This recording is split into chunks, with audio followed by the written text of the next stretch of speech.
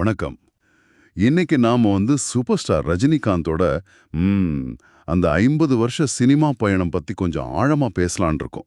நிறைய சுவாரஸ்யமான விஷயங்கள் இருக்கு. அதெல்லாம் வச்சு அவருடைய அந்த நீடித்த புகழ், அதோட தாக்கம் இதையெல்லாம் கொஞ்சம் அலசலாம். முதல்ல பார்த்தீங்கன்னா 1975ல அபூர்வ ராகங்கள் அங்க ஆரம்பிச்சது. இப்போ கிட்டத்தட்ட என்ன சொல்றது 75 வயசுலயும் அவரோட பயணம் தொடருது. 50 வருஷம் ஒரு துறையில அதுவும் உச்சியில இருக்கிறதுங்கிறது சாதாரண விஷயம் இல்ல இல்லையா? ஆமாமா, நிச்சயமா. இந்த மைல்கல் ஒட்டி குறிப்பா அவரோட ரசிகர்கள் இதை எப்படி கொண்டாடுறாங்கங்கிறது ரொம்ப கவனிக்க வேண்டிய விஷயம். நீங்க சொன்ன மாதிரி மதுரையில கார்த்திக்னு ஒரு ரசிகர் அவரோட ஸ்ரீ ரஜினி கோயில்ல 5500 போட்டோவுக்கு மேல வச்சு அலங்காரம், அபிஷேகம் எல்லாம் செஞ்சிருக்காரு. ஓ அப்படியா? அந்த கோயில்ல 300 கிலோ வெயிட்ல ரஜினி சிலை இருக்குன்னு வேற சொல்றாங்க. ஆமாம். இது அவரோட ரசிகர்கள் மத்தியில அவர் எந்த அளவுக்கு கிட்டத்தட்ட ஒரு தெய்வம் மாதிரி பார்க்கப்படுறாருன்னு காட்டுது தானே. நிச்சயமா. இது வெறும் கொண்டாட்டம் மட்டும் இல்ல. இது ஒரு கலாச்சார நிகழ்வு மாதிரி ஆயிடுச்சு. இதோட தாக்கம் நீங்க பாத்தீங்கன்னா அவரோட அடுத்த படத்திலயும் தெரியுது. லோகேஷ் கனகராஜ் டைரக்ஷன்ல வர்ற கூலி படத்தோட டைட்டில் கார்டுல கூட அந்த 50 வருஷ பயணத்தை கௌரவிக்க ஒரு 25 செகண்ட்ஸ் தனியா ஒதுக்கியிருக்காங்களாம். அட, அது மட்டும் இல்லாம கூலி படம் ரிலீஸ் ஆகிறதுக்கு முன்னாடியே வேர்ல்டு வைட் ப்ரீ புக்கிங்ல 50 கோடி ரூபாயை தாண்டிருச்சுன்னு சொல்றாங்க. இது இது அவரோட அந்த தொடர்ச்சியான புகழுக்கு ஒரு பெரிய சாட்சி இல்லையா? ஆமா, அதுதான் ஆச்சரியம்.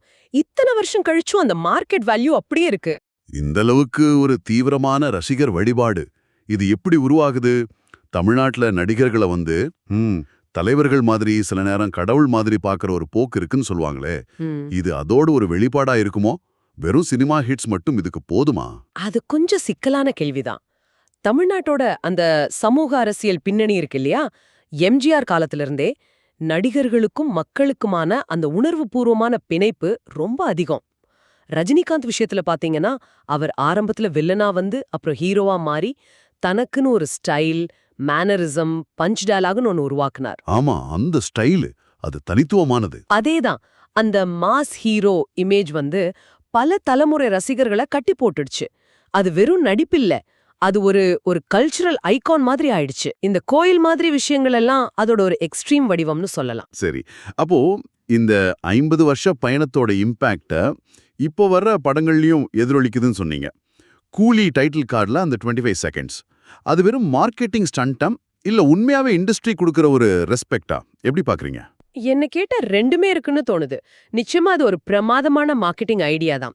ஆனா அதே நேரத்துல 50 வருஷம் ஃபீல்ட்ல நிக்கிற ஒரு ஸ்டாருக்கு இண்டஸ்ட்ரி கொடுக்கிற ஒரு அங்கீகாரமாவும் இதை பார்க்கலாம். ஏன்னா அது சாதாரண விஷயம் இல்ல. இத்தனை வருஷம் கழிச்சும் கூலி அனௌன்ஸ் பண்ண உடனேயே அந்த ப்ரீ புக்கிங் 50 கோடியை தாண்டுதுங்கிறது அவரோட கமர்ஷியல் பவர் இன்னும் குறையலன்னு தெளிவா காட்டுது. இதுதான் நிஜமாவே ஆச்சரியமா இருக்கு. 50 வருஷத்துக்கு அப்புறமும் இந்த பிசினஸ் பூல் எப்படி சாத்தியமாகுது? தலைமுறைகள் மாறுது, டேஸ்ட் மாறுது. ஆனா அவரோட படங்களுக்கு மட்டும் இந்த எதிர்பார்ப்பு எப்படி குறையாம இருக்கு? அது அவரோட பர்சோனாவா இல்ல காலத்துக்கு ஏத்த மாதிரி தன்னை மாத்திக்கிறதா? அதுக்கு நிறைய காரணங்கள் இருக்கலாம். ஒன்னு, நீங்க சொன்ன மாதிரி அந்த யுனிக் ஸ்டைல். அது இன்னும் காப்பி அடிக்க முடியாத ஒன்னா இருக்கு.